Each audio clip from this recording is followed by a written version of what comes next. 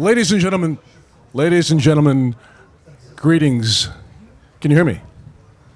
Audio good? Ladies and gentlemen, thank you so much for joining us in Symposium number 1 at Geneva Watch Days 2023, the Masters of Brand Building. On behalf of my co-moderator, the extremely handsome Oliver Müller, we would like to thank you for coming, and gentlemen, thank you for being part of this symposium. Of any quality that a brand can have, I would argue that brand equity is the greatest asset.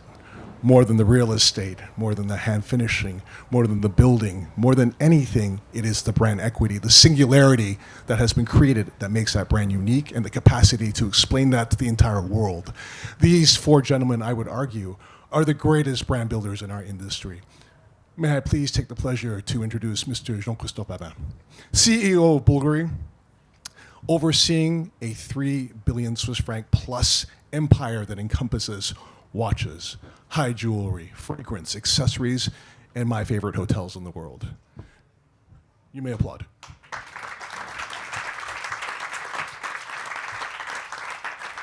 May I introduce my great friend, Mr. Georges Kern, the gentleman who took a dusty pilot's brand name, IWC, and made it one of the coolest brands in the world. And in the 5 years, within 5 years of being a Breitling, from 2017 to 2022, changed the valuation of that company from 800 million Swiss francs to 4.2 billion Swiss francs. I mean, that is incredible. A man that needs no introduction, the one and only Mr. Jean-Claude Biver.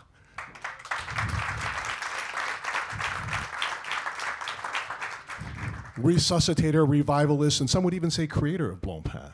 In 1981, recreated this brand with his partner Jacques Piguet. In 1992, sold it to Swatch Group. In 2004, took over Hublot and made that incredible sensation as well, the zeitgeist of modern watchmaking in the new millennium. And then now has just launched his own eponymous brand with his son Pierre. And Mr. Max Büsser.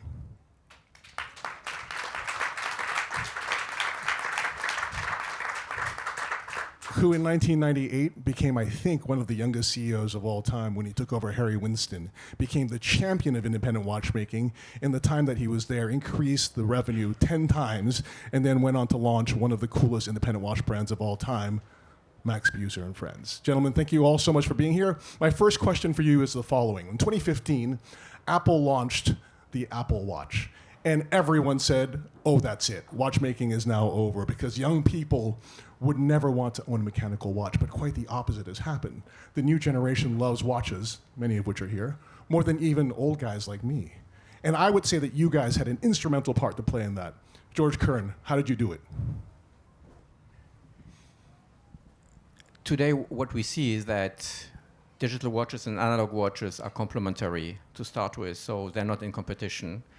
And the second thing is analog watch industry has a totally different aim. It's about craftsmanship, it's about emotions, it's about lifestyle.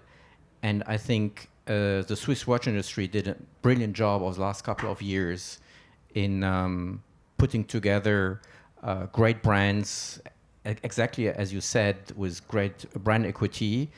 I believe that watchmaking and analog watches are a piece of art, and therefore will be there forever, like paintings, like architecture, like many other artistic works, and my colleagues here and many others did a great job in doing this.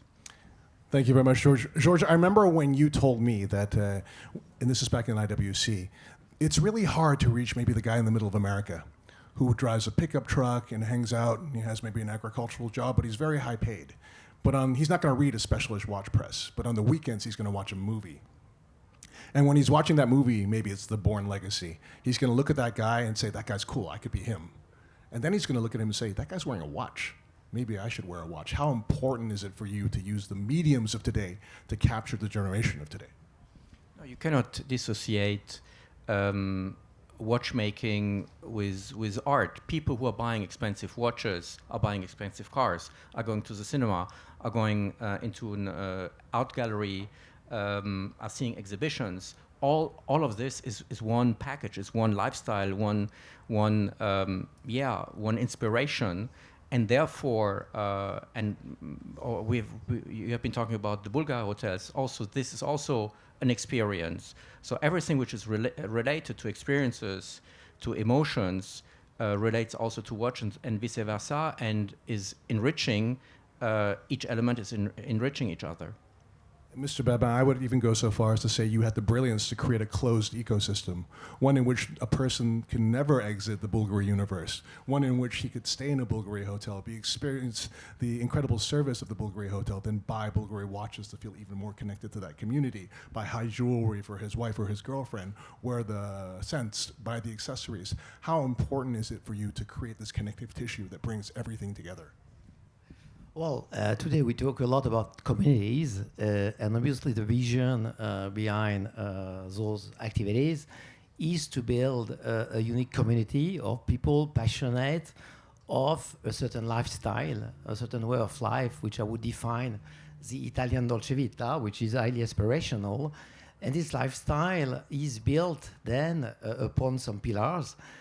You've been mentioning them, 5 different categories, which have a core, a heart. The heart is clearly watch and jewelry. This is what we stand for. We've been doing jewelry in the last 140 years. We have been doing watches in the last 1 and 5 years. So those are really the 2 cornerstones of the brands. But those cornerstones, those pillars, they need to be fed, to be enriched by a permanent inflow of new clients. And obviously they can do it, and they do it through their own communication. We have very young and aspirational, inclusive ambassadors like Zendaya, like Lala Lisa, like Anna Tawel, like Ife. But on the other hand, obviously people entering Bulgari at 180 euros with Allegra fragrance or with a 300 euro wallet are people we feel already part of that brand with resources consistent with 18 years old or 20 years old. And those people are very likely then to indulge the first time they get money from their first job into a ring or a watch to celebrate. On the other end of the spectrum, the hotel, because we are the most expensive hotel in the world in terms of real price per room per night, the ADR, as we say in hospitality. We are in the 9 cities we operate always the number 1, meaning that we sell a lot of suites above 10,000 euro. And obviously not to people like me, because in Bulgaria, but I guess it's the same for your companies, we are not allowed to spend 10,000 euro. So our clients are people who are essentially independents, entrepreneurs, artists, fashionistas, so very much influencing. And those people, if they can spend 3 nights at 15,000 euro, they are very likely not only to love jewelry or high-end watchmaking, but to buy it. And entering the community through the hotel creates a unique, immersive 2 or 3 days emotion, which a boutique will never provide. In a boutique, you stay at most for 1 hour, maybe 2 hours. In an hotel, you have 3 days. The bar, the gym, the valet, the room service, name it, it's extraordinary. And those people obviously become also problems. So the whole system has been designed to recruit from the bottom and from the top to feed the art of the brand, which is watch and jewelry, especially the high end of those 2 categories. Amazing. Thank you so much. Mr. Biver, I consider you to be the greatest matchmaker in the world. You once told me that there are 2 people who are most important to you, the king and the queen. The king being your client and the queen being your watch or your product. And you said your job is to make them fall in love. And so if the king wants to go skiing, you're going to bring the queen to the ski slopes. If the king wants to go to Depeche Mode, you're going to bring the queen to Depeche Mode. If the king wants to go to the World Cup, exactly the same. How is it important to understand what the client wants and be there even before he realizes he wants it? Yes, thank you for this wonderful example. I regret that the queen is not here today. I would have loved to present you the queen. And I must say, when she is not here, she is somewhere in the air. And the story of the king and the queen is nothing else than the story of love. And when a man loves a woman, which happens, then he feels at ease and he feels happy when his wife is next to him.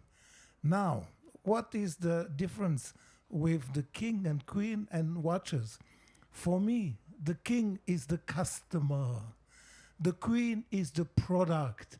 And we have one job.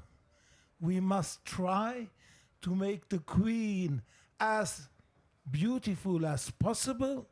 And then we must organize an event where the king can meet the queen. And then he must fall in love. And once he's in love, the job is done. The watch is sold. Thank you very To much, make Mr. it Biver. simple. Max Büsser, you, I think, are the... Mr. Biver has now also joined you, but you were the one, before this, the one person that's been on both sides. You've been the CEO of a brand and learned how to build brand equity on a brand level, but you've also been the creator now of one of the, let's just say it, the hottest independent watch brands in the world. What is the difference in creating equity at a brand level and from your own brand level, and how do you find the right story and communicate that consistently? First of all, the right story must be true, that's the first thing you have to do. Number two, the story must have an emotion. Number three, the story must be beautiful. Once you have those three elements, I would say you can start. And once you have started, you must show consistency, because time must become on your side. And time can only be on your side when you are consistent, when you don't change. And those are the elements to build a brand. Now I'm building a brand at 75 years old. How crazy must somebody be, and how arrogant must somebody be to make a brand at 75 years old? He's an old man, he should retire, people said to me. And I said, how can you retire from a passion? Tell me, how can a passionate guy, artist, how can he retire? You can only retire when you are an employee or when you have no passion. You just have a job. But when you have a passion, the passion is in your blood. The passion is in your heart. You cannot retire from a passion. And this is something I discovered, because first I stopped to work for 2 years. And I was unhappy. I was really even depressed. And the doctor said to me, Mr. Biver, you are the victim of work. Go back to work and everything will be right. I went back to work. I took my son, because I said, you never know, I can have an accident. Let's take my son. And work, and passion, wow, came back. And today, there's one thing I hope. I hope that I can stay long enough to enjoy. Thank you, Mr. Biver. Max Büsser, I'm going to ask you a similar question, but I'm going to rephrase it slightly. Now, you've been on the side of a brand, but you've also been the creator of an incredible independent watch brand as well. You're going to be reaching your 20th anniversary in just 2 years. What advice would you give someone, for example, such as Mr. Biver, who has just created a brand, looking back? And I would say, what happens if there are ups and downs? What is the best way to react to inclemency? There is nobody who would dare give an advice to Jean-Claude. That I'm not going to start today. I think I have a certain amount of younger and not so young people come to see me and say, I want to create a brand. And what advice do you give? I try already not to give advice. I just give them my example. The reason you create a brand is, first of all, it has to be for life. I believe that, because it's your life calling. And if you don't do it, you can't look at yourself in the mirror and you'll feel that at the end of your life you haven't done something you should have done. And the worst thing which can happen is you're going to lose all your money. It's basically just money. But your pride will be there. So pride, I believe, should be the number one motor to anything you do as a brand creator.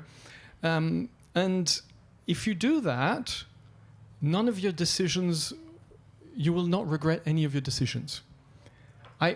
I've created watches which were total flops, absolute flops. I'll give an example, HM5. And I love the HM5. It's the one which looks like the Lamborghini Miura. Nobody bought it. It stayed in stores for 10 years. Even today, it goes at retail minus 50 on the secondary market. It's the thing you're like, oh, God, I should regret it. I don't regret it at all. First of all, because I love that piece. Second, because from HM5, it gave me the idea of HMX, and then HM8, and now HM8 Mark II, which is super cool and everybody wants. So that was the journey, the creative journey. And second, in 2017, when I was at Dubai Watch Week, I stumbled into a gentleman who was called Fabrizio Bonamassa, who's the head designer of the watches of Bulgari, who I admire, and I went to introduce myself. And we went to have a coffee, and he looks at me and he says, the HM5 is fantastico. I love that piece. I'm like, dude, you're like the only one in the world. And he's like, we should do something together at Bulgari. And he starts sketching an HM5 with Bulgari on it. And that's how that whole story happened. Then after with Jean-Christophe and so on. So I love that piece. Okay, it tanked. But I'm always proud of it. And there's good karma. Things happen afterwards. You have to give it time. As Jean-Claude was saying, you have to give it time. Thank you very much. And now I'm going... Oliver Müller, sir, take it away. Yes, I have a question for Mr. Kern. You did quite a good job at IWC, and then you took over at Breitling, where you're doing an extraordinary job with your teams. I'm quite impressed.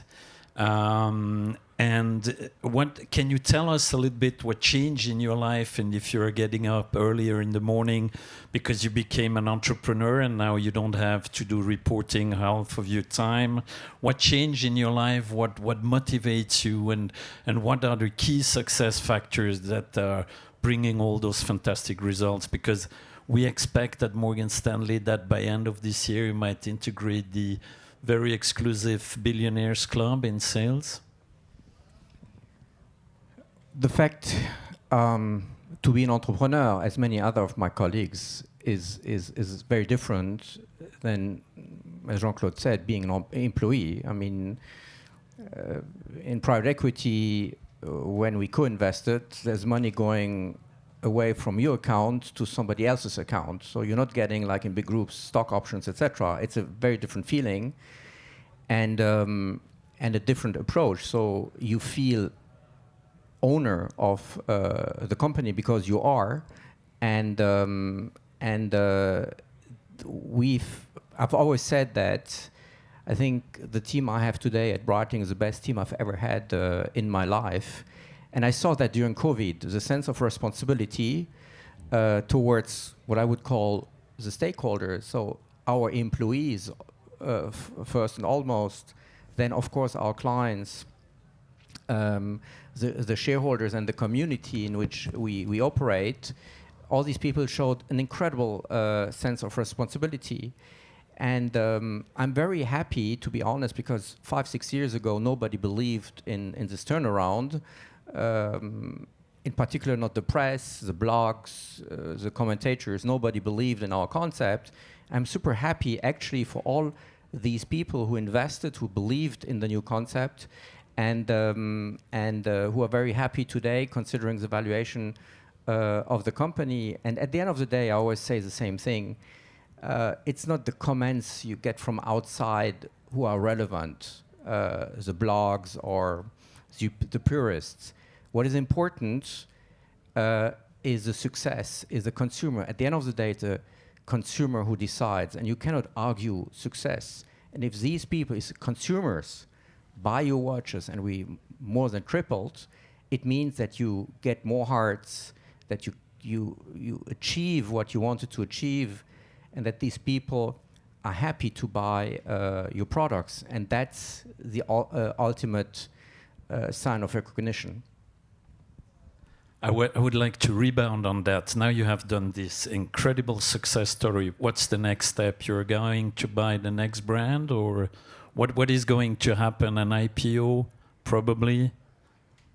I mean, God knows. The thing is that with Breitling, we have, in my opinion, a phenomenal growth potential far beyond what we are doing today. And we're very happy about what we've achieved, but I think we can, with the back catalog, we have one of the biggest and richest back catalogs in the industry. With the team, with all the projects we have in the pipe, I think we're going to grow tremendously in the coming years. And all the rest, you know, it's destiny. Yeah, thank you very much. Mr. Biver, you used to be my boss, so as to say, at Omega, a long time ago. As we rightfully said, you had many success stories. Any one of us would be happy to have had one. Some of you have, no, all of you have had at least one. You had 3 at least. Why do that? Besides that, you were bored, not doing anything, but for 2 years, as you said, why redo that brand with your son? Did you need that? You proved to the whole world that you were successful, and I always remember once in Japan, a sales clerk whom you had met probably before told me that you were a marketing genius. So did you need to prove anything anymore? I am the lucky man who doesn't need to prove in order to be happy. I am the lucky man to have had since 1973 the same people. Can you imagine that the secretary that was my secretary in 1973, she retired now. My assistant, who was with me since 1988, she died in the beginning of this year. So all these people have been with me. And that brings me to the most important conclusion of my professional life. My success is nothing else than the success of my people. The people I employ, they have made me. They have done my success. I got bravo, bravo from people. And I always say, no, it's not me, it's my people. They are the same. I have the same guys. Even today in my private company, I have this one only because we have 10 employees. But it's the people who make me successful. And that's it. And that's my, I would say, I was capable to keep the people, to bring the people up, and to build a friendship that goes further than just business. If I might just ask, so what I'm hearing here on this stage is that many of you stepped out of a group scenario in order to become entrepreneurial. But I would also argue that you can also be extremely creative while within a group scenario. And I pose this question to Mr. Babin. Both with Bulgari and with Tag Heuer. I remember at Tag Heuer, you launched some of the most extraordinary watches of all time, including the V4, right, which I thought was just absolutely mind-blowing. But in 2014, at Bulgari, you created, which I think many people here would agree, probably the best integrated bracelet sports watch of the new millennium, and that is the Bulgari Octo Finissimo. I mean, really a bold, daring design, which encompassed so much technology in terms of new case making, dial making, bracelet making. Can you be creative? Can you be entrepreneurial while still being part of a group? Well, I think it depends very much who are your shareholders and what kind of philosophy your shareholders have. Some groups are extremely centralized, and the freedom and the empowerment of the CEO is more theoretical than real. And we know perfectly who they are. In LVMH, and this is why I've been working for that group for now 24 years. So when I think about it, I can hardly believe. I've ever felt I was owning my business, Tag Heuer as much as Tiffany, Bulgari, sorry for because there are many brands in that group. But in both cases, I ever felt the ownership because I got the full empowerment. And I wish I would be the owner, because obviously I wouldn't be necessarily more free. much richer. But I don't mind so much because, like Jean-Claude, I'm passionate. I was passionate about Tiger. I'm passionate about Bulgari. And I think when we talk about brand equity, about success, the passion of the leadership is a very important factor. You're not necessarily, the guy who knows most about watches. Jean-Claude is maybe an exception because he has been working for a lifetime, in watches. In my case, I joined the watch industry only 25 years ago, and I never ever pretended to be a watchmaster, watchmaker. But yes, I have an aesthetic feeling, taste, which makes me understand what could be a balanced, consistent Bulgari watch versus a brand which was born as a jeweler in Rome, or whether it's a design which has nothing to see with Bulgari, even though it could be a marketable design. And then I have the wisdom to reject it and to push another one. And yes, sometimes, I'm very close to the clients. I'm listening a lot. I'm observing a lot. And yes, many times I come back, to the workshop, whether jewelry or watches or fragrances. And I ask my people, look, think this kind of direction could be a very interesting direction for Bulgari. And no one in LVMH ever even checked the watch or jewelry project we have. Basically, the shareholders are discovering the creativity when it's already on the market or about to go on the market. So I've never ever had a product committee of people telling me, Jean-Christophe, this is wrong. Jean-Christophe, this is right. This is not expensive enough. This is too expensive. No. This is entirely decided by the Bulgari team together, obviously, with our markets, because we have to be close to the markets. And to answer your point, I never felt myself the need to be directly an entrepreneur, because I found myself on two brands in a group where entrepreneurship, empowerment are really the core values of the group, which probably explains why this group is much more successful than any other luxury group. Good response. I have a question for Max sitting next to me. Before we remembered that we had lunch once together a long time ago, soon after you launched MB&F, and you lectured me that it wasn't a brand, it was a lab. And if you remember right, 3 years later, you were already extremely successful. I wasn't. And I wrote you, Max, your lab became a brand, and you say, yes, you're right. Can you explain that evolution? So when I created MB&F, the idea was every year we do something completely different. No. When I created MB&F, I had designed that HM1, and initially, HM1 and HM2 had the same case because I was still in that whole mindset, a brand needs to have a case. And after, that's July 2005, November 2005, I go around the world, show my designs to the retailers, those who didn't think I was insane and said yes. I had a few orders, and I came back and I sat down with my friend Eric Giroux, with who I design all my pieces, and I said, you know what? It's an error. We shouldn't have HM2 in the same case. We should do a different case every time. So he looked at me like, what? So every year we're going to do a different case, different concept? Like, yeah, that's what we're going to try. And we did.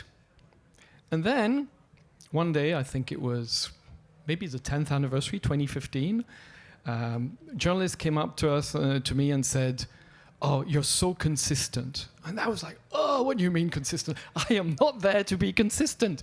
And we've got legacy machines, horological machines, they're all different. But you realize one thing, you can't escape one DNA. It's your own. And if you look at an HM4 and a Legacy 1, even though they're completely different, if you know a little bit who we are, you see that at the end of the day, it's like an autobiography. And it's like everyone is a chapter, and you can't escape yourself. So, yeah, it is a lab. We keep on trying crazy stuff, but I can't escape myself. If I may. Yeah, yes, please, go ahead. Max, let me ask you a follow-up question to that.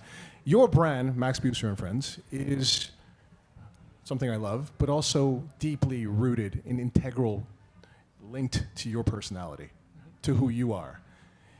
Now, we've looked now at brands that are now forging a succession plan. I think one of them is Richard Mille, for example. And Richard seems to be one of the first that is truly successfully forging a succession plan by bringing up the next generation of his children to lead that company. Do you have a succession plan, Max? And how can you ever extricate yourself from Max Büsser and friends? So when I created the company, I clearly had no succession plan. I had no idea what the hell I was doing. The first 10 years of such difficult years, which were like suffering, but I must be a bit masochist. You don't think of that.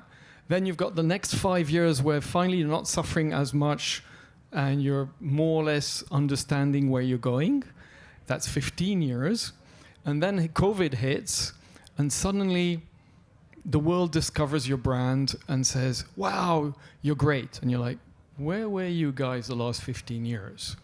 But that has also enabled me, the COVID scared me so much.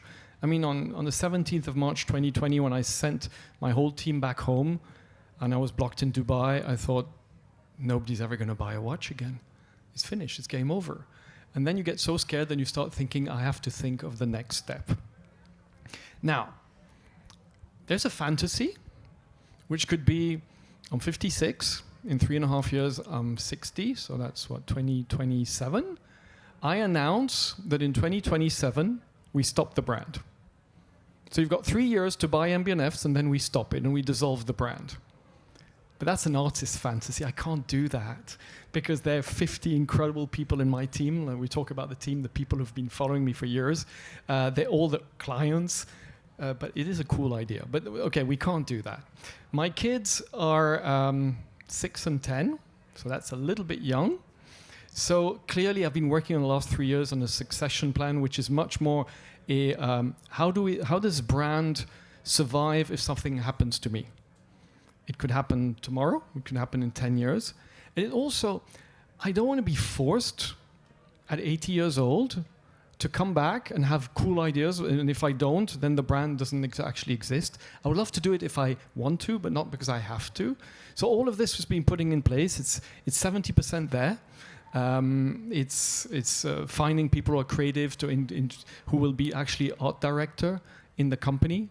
We've got a body of work now, 20 calibers, 9 in the pipeline.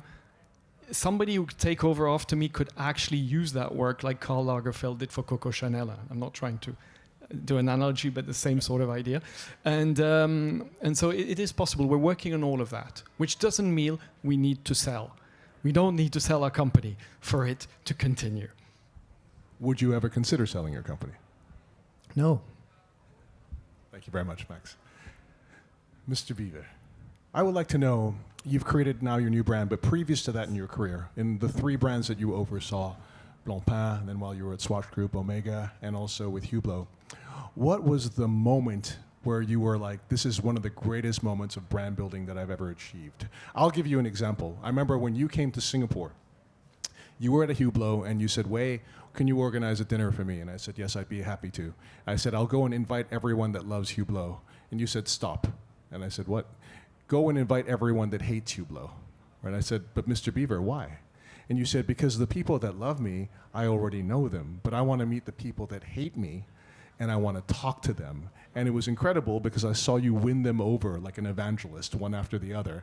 And by the end of the evening, half the guys had bought Hublots. So for you, what do you think is the greatest moment where you achieve something magical in terms of brand building?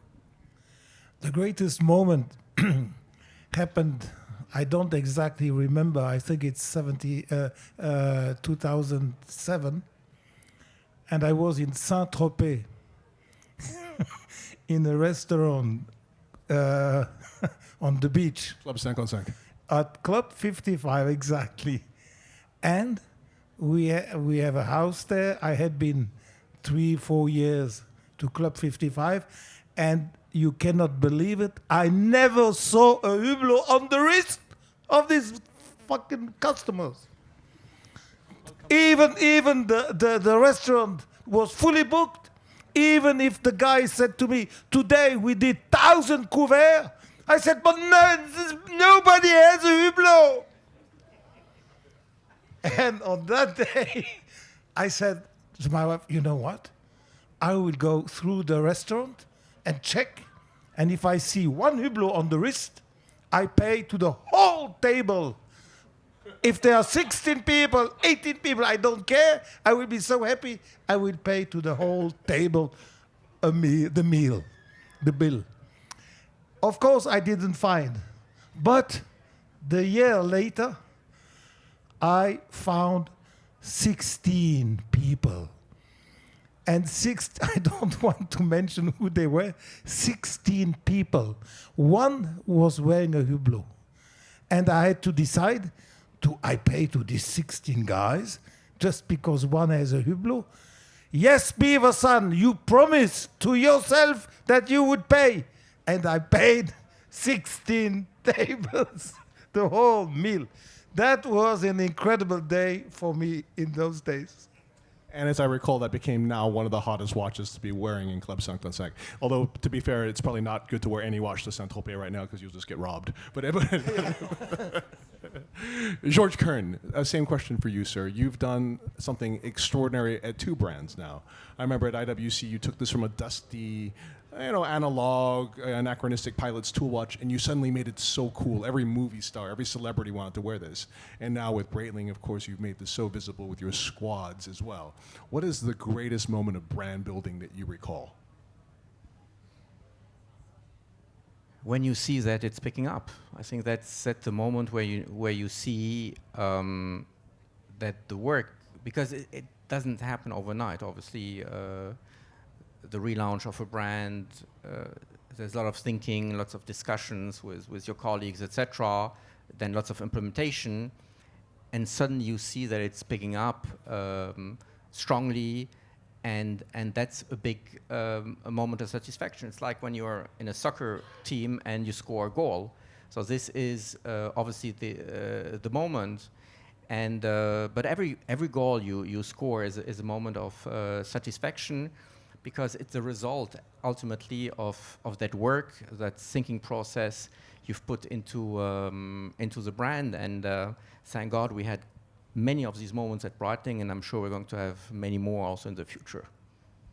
Mr. Babin, same question. So what is the moment where you knew it all came together and was working? Because I remember when the Octo Finissimo, for example, first came out, many people were confused. Well, actually, I had twice the same satisfaction in the sense that I inherited twice watch brands which were under-considered versus what they stood for as serious watch brands. So Tiger as well as Bulgari, when I took over, on the watchmaking side, were considered as nice, fashionable brands, but not real watches, for different reasons. And 13 years later, because of the micrograph, the microtimer, the V4, whatever, Tiger had gained respect into the watchmaking community with the retailers, with the clients, and obviously had gained a lot of success also, creating a lot of jobs, opening workshops, case making, movement making. And the same story, exactly not based any longer on mastering the thousandth of a second or ultimate precision, but ultimate elegance in the case of Bulgari, did happen as back in 2013, Bulgari was respected primarily because we were an eye jeweler and a jeweler. But for watches, people smile at me, say, well, look, Jean-Christophe, yes, they are doing watches. Well, I have to say that 11 years later, Finissimo has been one of the key reasons. But besides Finissimo, we made also for ladies Piccolissimo, which is the smallest ever ladies mechanical movement, which you can find now in all our eye jewelry watches.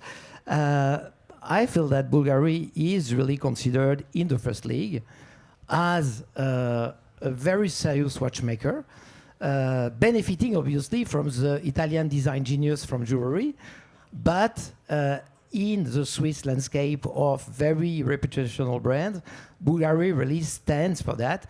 And at the end of the story, my main pride eventually has been to create so many jobs in Switzerland, in Italy, and altogether the group, in just 10 years, has created 6,000 jobs. And this, for me, you were talking, Jean-Claude, about teams, Max as well. My team has increased threefold. And in a continent where jobs are difficult, where talents especially Manual talent is a challenge. My ultimate pride is to have been one of the major job creators in the field of micromechanics, whether it's applied to jewelry or to watches. Thank you very much. Mr. Babin, I appreciate very much the work that you have been doing on the watches, because you are one of the very few brands who didn't get back to its icons just to relaunch the business. You dare to create something new with the Octo.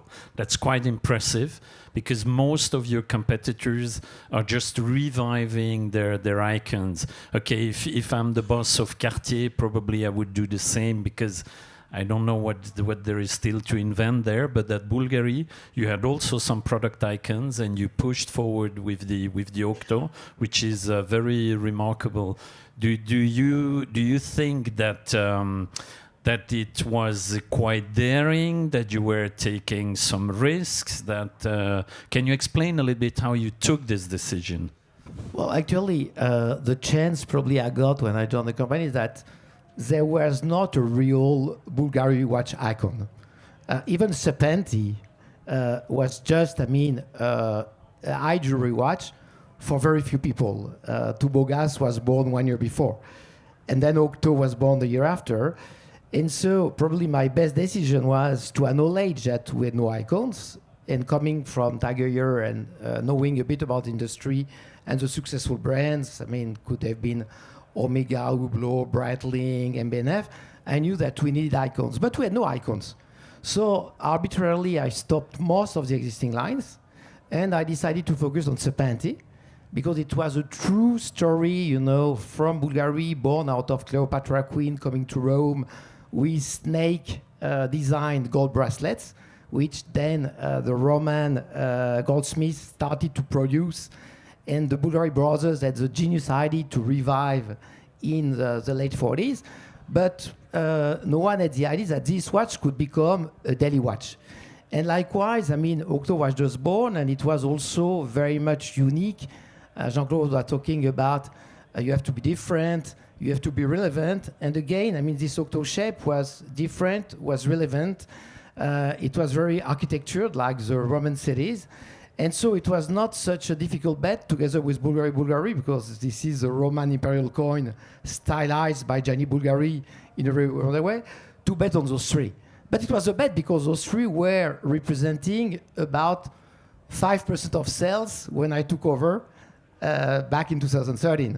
Today they represent together 90% of sales.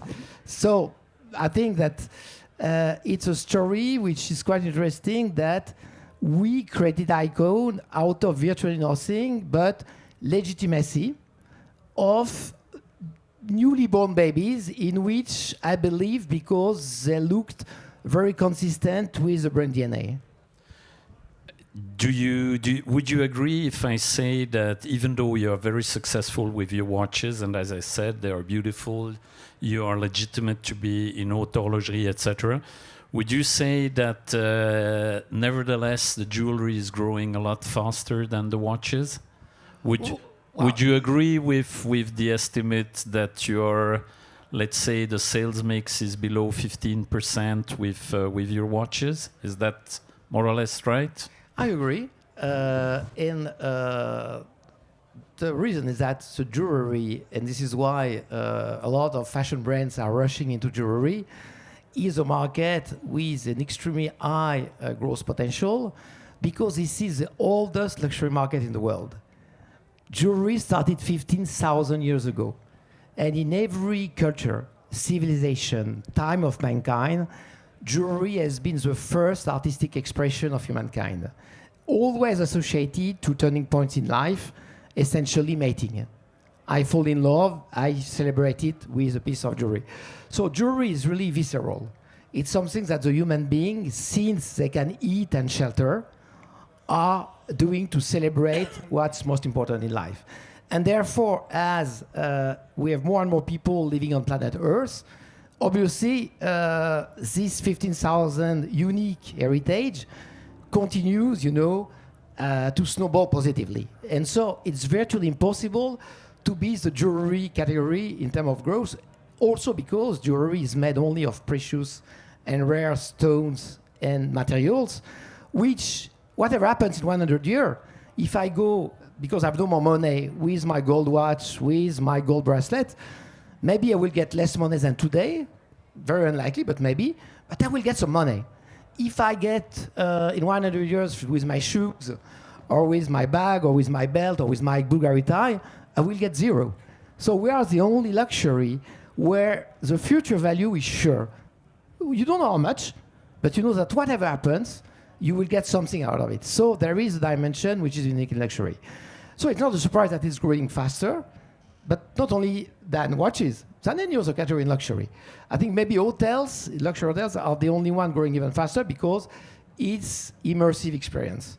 And immersive experience today clearly is leading the growth of luxury ahead of hard luxury or even fashion. That's a fact. Watches are doing very fine.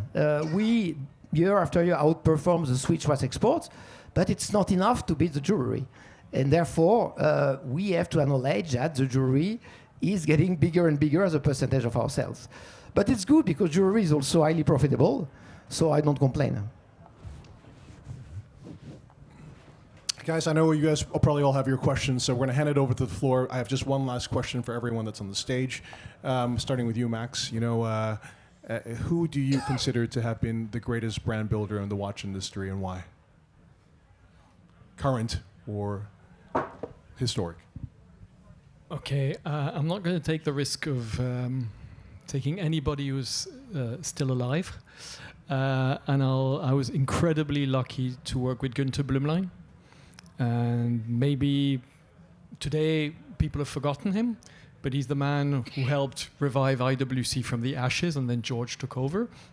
He's the man who helped revive Jaeger-LeCoultre, and he's the man who virtually single-handedly recreated Lange. And he was extraordinary. I had the most incredible knowledge, and he was somebody, because I was lucky to work with him. I will put him up on the pedestal. Thank you so much. Mr. B. Mr. Biver, same question, sir. Same question. It's Mr. Hayek. I was lucky enough to have worked with him 11 years. And he was my master, and I learned a hell of a lot. And he had one element. You could call him at any time. He would always answer the phone. Secondly, you could ask him any question, an appointment. He would always say, yes, come to my office. He was an example for me in management and in the respect of the people. He always listened to you. And so he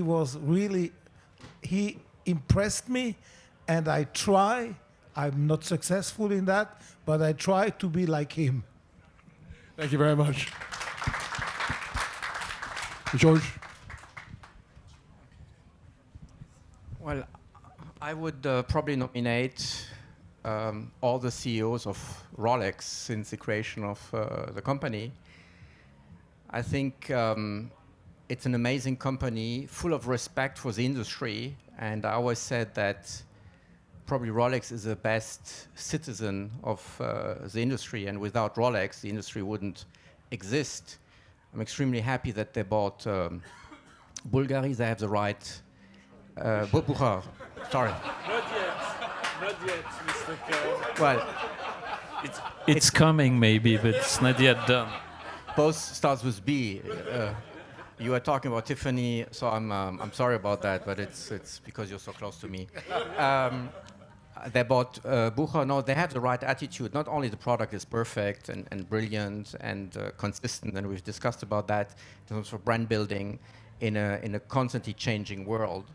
But again, for me, the key element is the attitude towards the industry, and chapeau to all of them, including to Jean-Frédéric Dufour.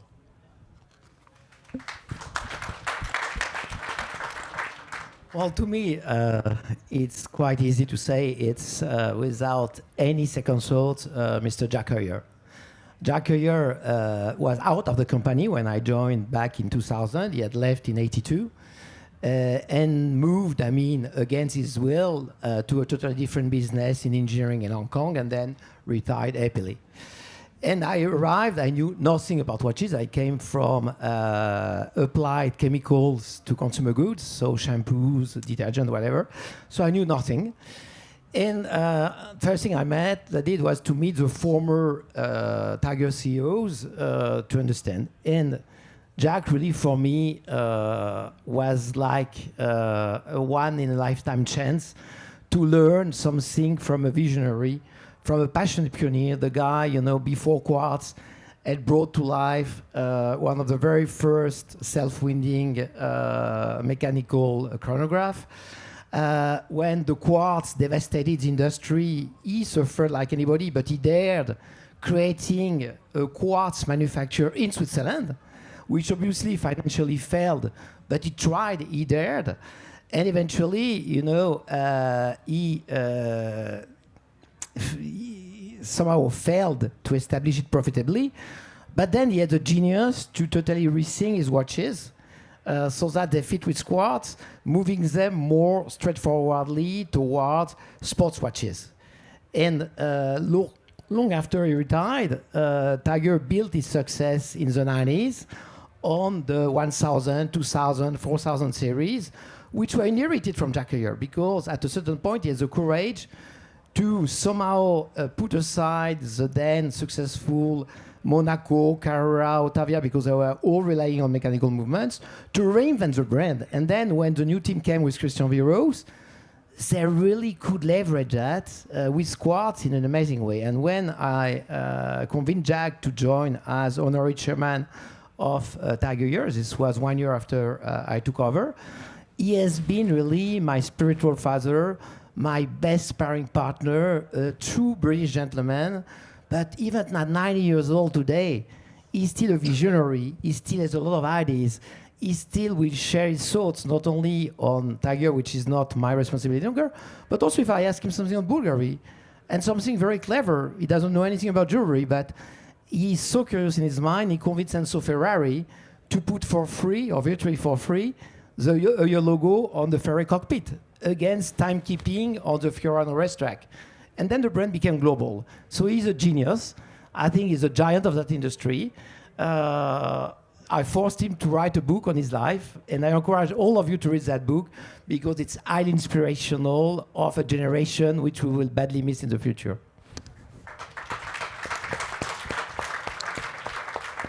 Thank you very much. I believe we've got time for perhaps one. Yes, sir. I just wanted to say it was so interesting to hear what you guys' idols are, or these great marketing geniuses.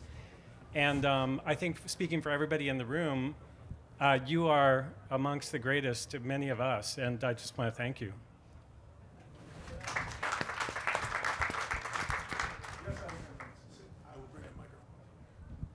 I just want to take the occasion to ask you guys, which is the biggest enemy of the luxury watch industry today? It's not the Apple Watch. So which today do you think is the biggest enemy of our industry? Mr. Biver, please go ahead. It's the people who are stealing the watches. It's the people who are stealing the watches. Today, I'm not talking about Geneva or Switzerland, but there are many countries where you get advice, don't wear your luxury watch. I mean, that's terrible. And it has never existed to that degree.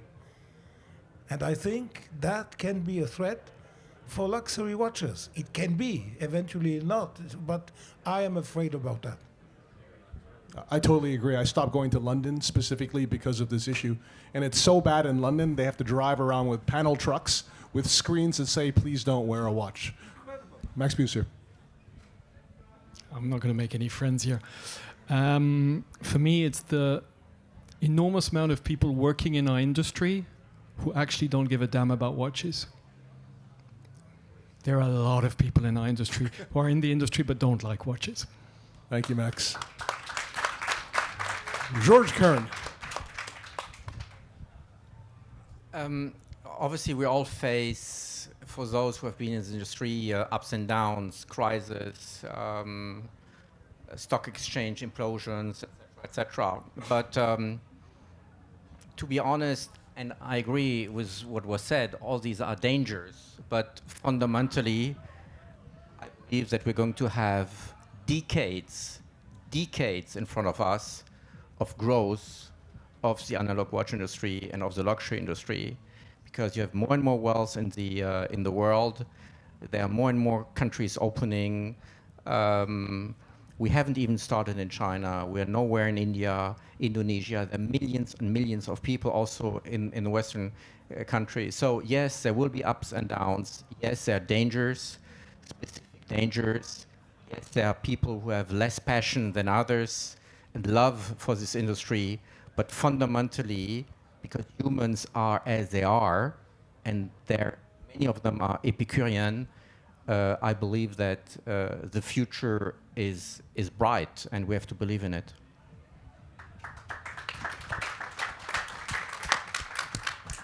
Well, personally, I'm part of the watch industry, but I'm also part of several other businesses. So I think the biggest threat for the watch industry, which is primarily Swiss when we talk about the high-end watches, is self-indulgence, egos, and classicism, conservatism. And they are still in the watch industry, beside people who don't necessarily like watches. I agree with you, Max. A lot of people will tend to look in the mirror and to create or recreate what has been created before because they have damn no idea, or they don't dare to express their vision, their ideas, because they fear to fail. And it's not even financially, it's because of their ego. And if the ego continues to prevail, and I can tell you I'm working in fragrances, I'm working in hotels, I'm working in jewelry, I'm working in accessories, I've never seen an industry with so many counterproductive egos, which are stucking that industry, at least 50% of it, into yesterday. And we have to look ahead. Yes, there are digital watches, there are connected watches, but as Georges said, as Jean-Claude demonstrated in Tiger, it's not a reason why we will lose the business. I mean, we survived to quartz because some people, including Jean-Claude, were bold enough. I remember Blancpain's slogan, we'll never manufacture a quartz watch, and he was damn right. So we really have to be bolder. Failing, as Max mentioned, is the best way to succeed. And if you don't dare to fail, for sure you won't succeed much. So you have to dare, not only the product, but the distribution, the communication, because we have to stay tuned with times. We are in the 21st century. The new client, Gen Z, coming are iPhone clients, They see the world through a prism. They don't see directly any longer. And so we have to make sure that we don't compromise, on the one hand, on the authenticity, the truth of the craftsmanship of our masterpieces. But on the other one, we have to find ways to connect with that generation to make the watches relevant, even if there are robberies, even if there are free time on the mobile phone. I don't see any reason why in 20 years down the road, this luxury watch industry will be much bigger than today, because sooner or later, they will wear a luxury watch if we do a good job. Thank you, sir. We have 3 minutes and 23 seconds based on the digital clock there. We have time for one last question. Anyone? Astrid, yes. In a very short, because we have 3 minutes, the acquisition of Büsser by Rolex, what will be the impact on the industry, on the watch industry? One word, consolidation. Georges Kern. It will be great. One word, Mr. Biver. It's a time changer. One word, Mr. Babin. Well, unavoidable. One word, Max Büsser. Strong ethics will continue. And with that, gentlemen, thank you very much for joining us on Symposium number 1. Thank you so much.